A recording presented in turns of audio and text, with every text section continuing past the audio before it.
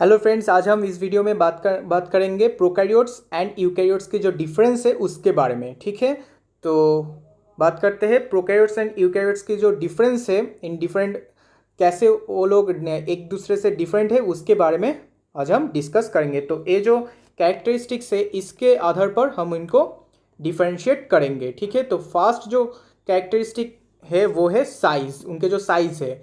तो यूकैरियोट्स जो है, यूकैरियोटिक ऑर्गेनिजम्स जो है उनके साइज थोड़ा सा ज़्यादा होते हैं प्रोकैरियोट्स से।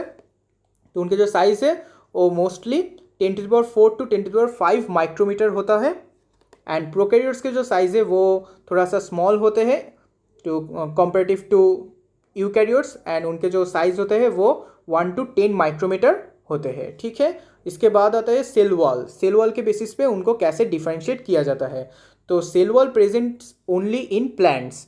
तो यूकैरियोट्स में, ऑल यूकैरियोट्स में प्लांट्स भी आता है, एनिमल्स भी आता है, लेकिन cell wall only present in plants. Okay, and there उनके जो कंपोजिशन, सेल वॉल के जो कंपोजिशन है प्लांट्स की वो है cellulose and hemicellulose and cellulose के द्वारा उसके सेल वॉल बनाया है, मतलब फॉर्म किया है और कंपोज होता है। लेकिन जो जो फंजाई होते हैं उनके जो सेल वॉल कंपोजिशन है वो है काइटिन।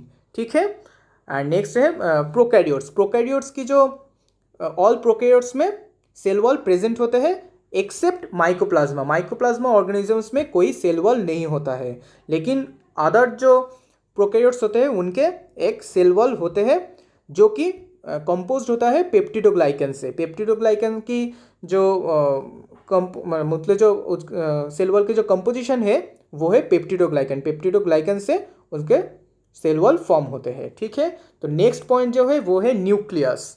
यूकैरियोट्स की जो न्यूक्लियस है वो मेम्ब्रेन बाउंड होते हैं, लेकिन प्रोकैरियोट्स में ऐसे कोई मेम्ब्रेन बाउंड न्यूक्लियस अलग से नहीं होते हैं। ठीक है, नेक्स्ट है न्यूक्लियोलस भी यूकैरियोट्स में प्रेजेंट होते हैं न्यूक्लियस के अंदर, लेकिन प्रोकैरियोट्स में न्यूक्लियस के अंदर, न्यूक्लियस में, और न्यूक्लियस ही नहीं होते हैं, न्यूक्लियर मेम्ब्रेन भी नहीं होते हैं, न्यूक्लियोलस भी नहीं होते हैं। ठीक है, उसके बाद आता है डीएनए। तो मोस्टली जो यूकैरियोट्स की जो डीएनए है वो लीनियर फॉर्म में होते हैं, एंड इसके साथ साथ डीएनए उनके माइटोकॉन्ड्रिया एंड क्लोरोप्लास्ट में भी दिखा जाता है। लेकिन प्रोकैरियोट्स में ऐसे उनके जो क्रोमोसोम और डीएनए है वो सर्कुलर फॉर्म में होते हैं, एंड उनके डीएनए प्लाज्मिड में भी होते हैं। ठीक है, लेकिन प्लाज्मिड यूकैरियोट्स में नहीं मिलते हैं। Okay, and next point is DNA packaging. तो डीएनए पैकेजिंग के हिसाब से डीएनए पैकेज, जो डीएनए को जो पैकेज करके स्मॉल एरिया में रखना है वो होते हैं बाय हिस्टोन प्रोटीन पैक करते हैं डीएनए को टू कॉम्पैक्ट फॉर्म में आने के लिए हिस्टोन प्रोटीन हेल्प करते हैं, डीएनए पैकेजिंग के लिए हेल्प करते हैं हिस्टोन प्रोटीन इन यूकैरियोट्स में। ठीक है, तो इन प्रोकैरियोट्स में नो हिस्टोन्स आर प्रेजेंट, कोई हिस्टोन प्रोटीन प्रोकैरियोट्स में नहीं होते हैं, वो सुपर कॉइल एक दूसरे के साथ सुपर कॉइलिंग करके रहते हैं। ठीक है, नेक्स्ट जो पॉइंट है वो है मेम्ब्रेन बाउंड सिस्टम। तो chloroplast, mitochondria, ER, endoplasmic reticulum, lysosomes, Golgi bodies, all जितने भी मेम्ब्रेन बाउंड सिस्टम है वो यूकैरियोट्स में प्रेजेंट है। लेकिन प्रोकैरियोट्स में ऐसे कोई ऑर्गेनेल्स नहीं होते हैं जिसका मेम्ब्रेन बाउंड हो। ठीक है, तो ये सब जो मेम्ब्रेन बाउंड ऑर्गेनेल्स है ये यूकैरियोट्स में प्रेजेंट है, प्रोकैरियोट्स में प्रेजेंट नहीं होता है। ठीक है, नेक्स्ट जो है प्लाज्मा मेम्ब्रेन। तो यूकैरियोट्स की जो प्लाज्मा मेम्ब्रेन है वो फॉस्फोलिपिड स्टेरॉल प्रोटीन से होते हैं, प्रोटीन से कंपोज्ड होते हैं, and may form vehicle and microvilli in animals only. ठीक है, लेकिन प्रोकैरियोट्स में फॉस्फोलिपिड्स एंड प्रोटीन से बनाया होता है, लेकिन प्रोकैरियोट्स में स्टेरॉल एब्सेंट होता है जो कि यूकैरियोट्स में प्रेजेंट है। Okay, and microvilli and vehicles are not present in prokaryotes.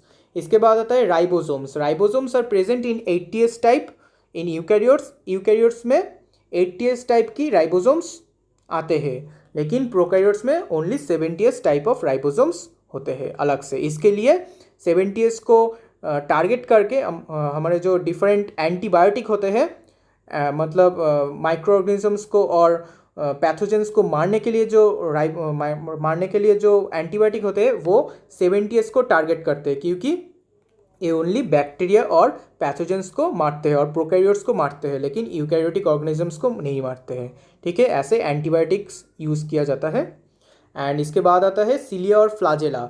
Cilia और फ्लाजेला जो है यूकैरियोट्स में वो 9+2 सिस्टम के द्वारा है, जो कि एक प्रोटीन सिस्टम से बनाया होता है, जो कि है 9+2 सिस्टम, जिसमें पावर्ड बाय ATP होता है। तो ATP के द्वारा ये फ्लाजेला लोकोमोशन के लिए हेल्प करते हैं, फ्लाजेला एंड सिलिया। लेकिन प्रोकैरियोट्स में, साइनोबैक्टीरिया में स्पेशली, ये फ्लाजेला एंड सिलिया कोई नहीं होता है।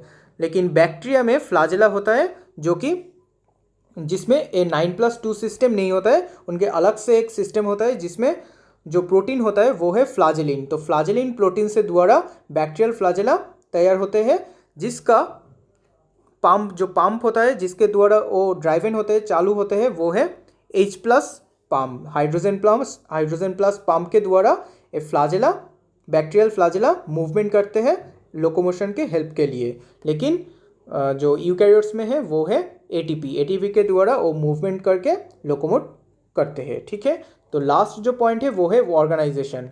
तो extensive developed tissue system are present in all eukaryotic system except algae and फाल्गी।